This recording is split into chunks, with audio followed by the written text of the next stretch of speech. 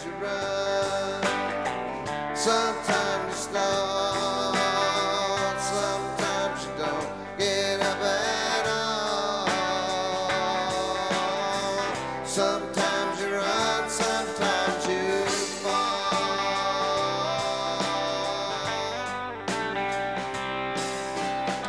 He bought a ticket on an uptown tram, got off at 8th and Birmingham, wondered if she gave a damn about him anymore. Hello there, Larry Groce, Mountain Stage. MountainStage.org is where you can hear the show if you don't get it on the radio. And I'm here with one of our guests today, Mr. Robert Earl Keen. Here's his latest CD. It's called Rose Hotel. Good sounding record. And what, is the Rose Hotel a real place? It is in my mind. No, it's not patterned after anything in particular. Yeah. Yeah. Well, you have one song in there that talks about, I'm just things I'm curious about, that talks about a place that you go to sometimes when you're just hanging out, doing nothing. And I did read in, I think, in your promo that's also, is there a real place you have? It's like called the Scriptorium. A Scriptorium? So you go there, you go there just to write? I go out there just to hang out, but that's where I almost do I write almost all my songs. Near your place? It's on my place, yeah. You still live down in Texas? Yeah. I've lived there for well, pretty much all my life. But I live in the Hill Country of Texas, Kerrville, Fredericksburg, that kind of Medina, that kind of area, and I've lived there for 23 years now. Yeah. And this place is, do you let your family come in too, or is it just for you? Oh yeah, no, it's just a little camp you guys more have. the merrier, but it's really, you know, I'm the one who picks what kind of mustard we use and stuff like that. When you guys where'd you record this record? We did this in Austin, or right outside Austin, in Dripping Springs. Okay. As you were going, you have a couple interesting guests on the record.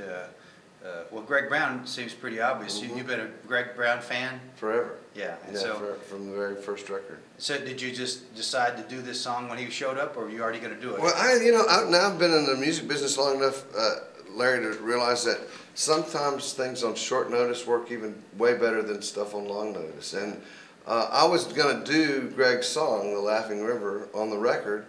And right when we were getting set up just to record it, at the Rich, the guitar player, Brotherton was saying, "Hey, did you know that Greg's going to be in Austin today or tomorrow night?" And I said, "No, I didn't know." So I called Greg up and I said, "Man, it would be really cool if you come out and sing this." And it turned out that he hadn't been in Texas in 10 years to play. He hadn't played until the next day. That's right. And he just happened to be in town, so.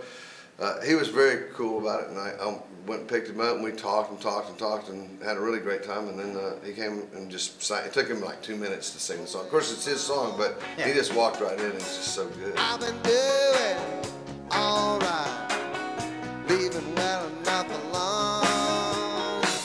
My daddy told me I was lazy. My mama said, "We love you too." I kind of like just doing nothing. It's something that I do. I kind of like just doing nothing. It's something that I do. I read the sports page, make some coffee, turn the TV on, feed the goldfish, fix a sandwich, ignore the telephone. My baby tells me, "You're so lazy." My baby say, "We love you too." I kinda like just doing nothing. It's something that I do. He kinda likes just doing nothing. It's something that I do. And then you also got Billy Bob Thornton. Right. How'd that work out? Well, that was some of the same serendipity going on. The road manager, Toby, ran into Billy Bob in a bar and told him who he worked for. And Billy Bob said, "Oh, you got to have him call me, you know." And I've had a few people, you know, celebrities, ask me to call them, and I almost never do because I just don't know what to say. And I just I didn't want to clam up and have some kind of really awkward conversation. But I thought, you know, I don't know, I really like Billy Bob. Maybe it'd be all right. So I gave him a call. And during the course of that conversation, I said, you know, we're doing this song. It's really kind of a fun song called 10,000 Chinese Walk Into a Bar. And he started laughing. And I said, could you do a verse and a chorus on this song? He said, man, I can do that in a heartbeat. So we got him to do that, and it was. Did he come down there? No, we did this Sitting in his studio in Hollywood.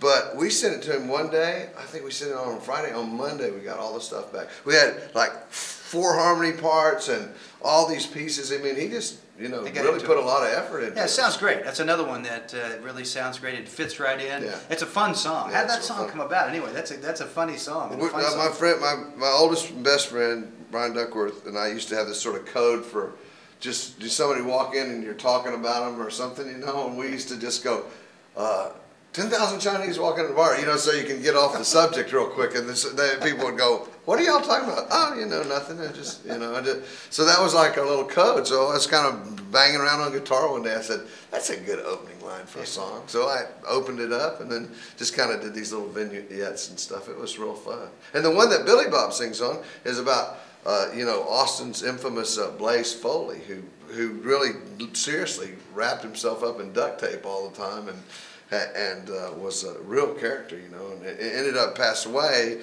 but he had a really, really colorful life, and I thought, you know, this is my tribute to Blaze. A lot of people are satisfied making a living in Texas because you can. Mm-hmm. In Texas, music scene is so big, right, and it's so deep. Mm-hmm. But you're one that does that. But then you also have broken out for many years. What got you doing that? I don't know, Larry. From the very beginning, I always thought, you know, I don't want to just be, you know, beating the streets of Austin or Houston stuff. And I'd seen a lot of stuff, and I want, you know, the one thing that's great about what I do is it affords me a chance to travel and, you know, get paid doing it. I'm cosmically connected, spiritually aware. I say I'm apathetic, but really I don't care. Pathetically reflective, feeling overmatched. I want to meet my maker with no wires attached. Is there wireless in heaven? I just want to know. Do I need a password to log in when I go? Tell me with Jesus, that's my email. Is there wireless in heaven, or do I go to hell? Is there wireless in heaven, or do I go to hell?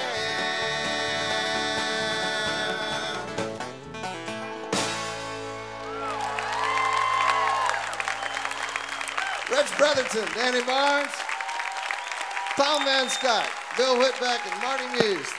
Thank you so much.